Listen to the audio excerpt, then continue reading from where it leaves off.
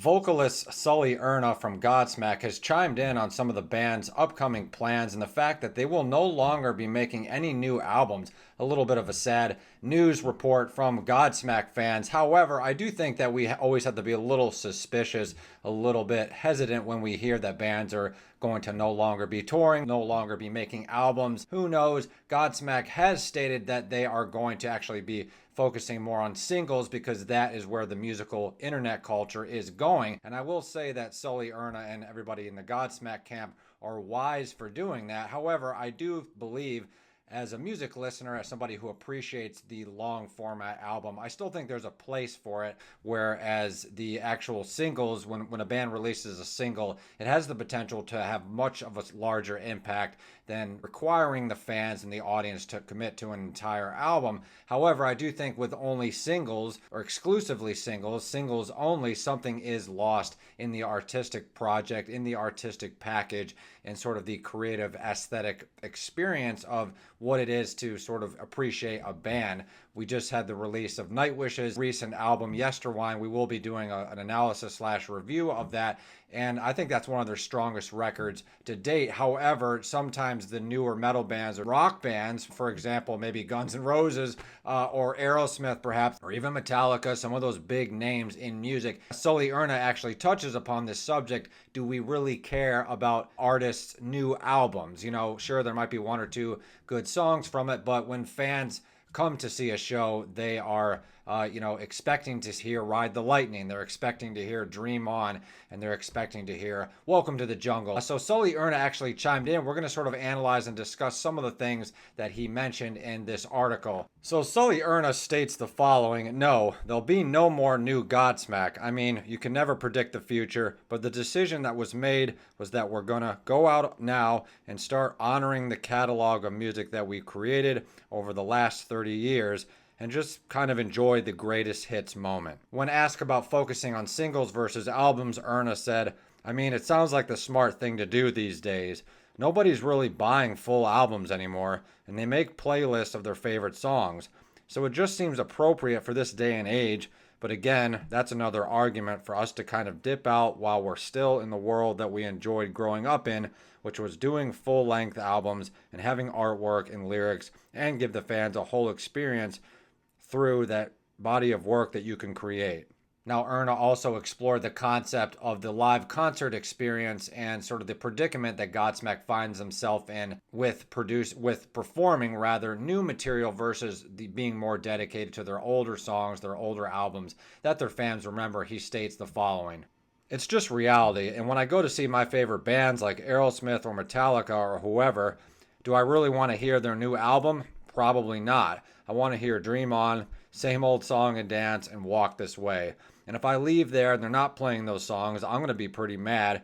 So for our fan base, I think we're at that level that we have to honor that. So I think those are pretty profound statements from Sully Erna on the topic of the future of music and the future of the live concert experience. You know, a lot of bands are retiring. Their vocalists can no longer sing. We've got all the drama going on with Journey, and obviously Steven Tyler had to retire due to injuring his vocal cords. Axl Rose, however, and some of those other vocalists, Sebastian Bach and Mick Jagger, are still going at it pretty well. Even some of the metal singers are doing awesome. Bruce Dickinson, Tautia Tarunian is still at it. She's not quite as old as some of the others, but hell, Marco Haitala is still at it. We've still got James Hetfield at it. But eventually, these bands will lose their voice. They could possibly continue with new vocalists. Hopefully that day does not come anytime soon.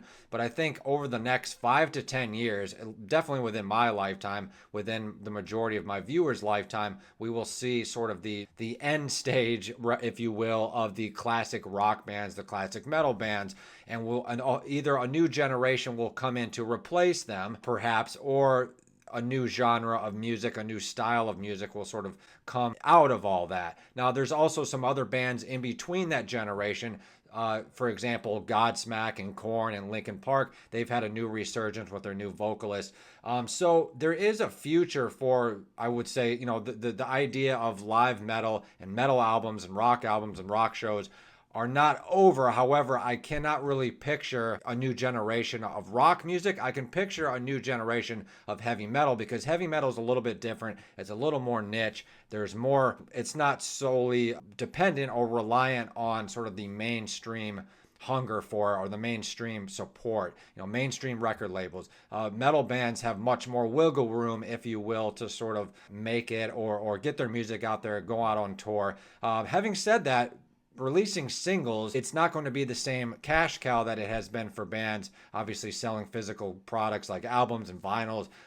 Bands nowadays, specifically heavy metal bands and rock bands, even make the majority of their money from live concerts and selling merchandise. And interestingly enough, on that topic, we've got the whole scandal going on with Fred Durst of Limp Bizkit, and he's actually suing Spotify, I believe it is, or perhaps his record company, to try to get to the root of where all of the money has gone from Limp Bizkit's music being downloaded and streamed over the course of the last 10 to 15 years, that Fred Durst and the Limp Bizkit camp claim they have not received their due resources from these record companies and streaming services. So without albums, there's less of a requirement or a need for record labels, which does unfortunately leave bands up to being taken advantage of by streaming services if bands so choose to do that. Now, some bands could just go the old school way and put up a website and sell all their merchandise through the website. That would be wise to me. However, how are they going to get people to that website without a record company and sort of people to promote them, a whole promotional team behind it? But the days of bands being sort of taken advantage of and ripped off by record companies, I think is going to be on the decline, the upcoming music generation, if you will. However, it's unfortunate because that, like I said previously, with streaming only, or relying on advertisement only, it leaves the band open to not making as much money as they would have with physical copies or vinyls or albums or cassettes. So on that note, Sully Erna actually went on to sort of talk about a quote from Neil Peart that always sort of resonated with him, and it sort of goes like this. He says, "All great things come to an end," Peart says. "It doesn't matter how great you are, who you are, but all great things are going to come to an end at some point." And I just never forgot that, and I'm like, at what point do you start living your life for you and not always being on a schedule, not always being in a recording studio, not always being signing autographs, taking pictures, touring, playing shows, doing podcasts, videos, etc. It's a lot, man, and it consumes your life. So I think it's really great that these high-profile bands are at least flirting or facing the idea of reality. They're dealing with the future of music. They're dealing with the generational gap. They're confronting sort of the change in the musical landscape, whereas a lot of other bands, unfortunately, are kind of in dinosaur mode. They sort of refuse to sort of progress. They refuse to change. They're just in this mindset where they expect to sort of be these mysterious rock celebrity gods, and they're not willing to go on social media. They're not willing to try singles.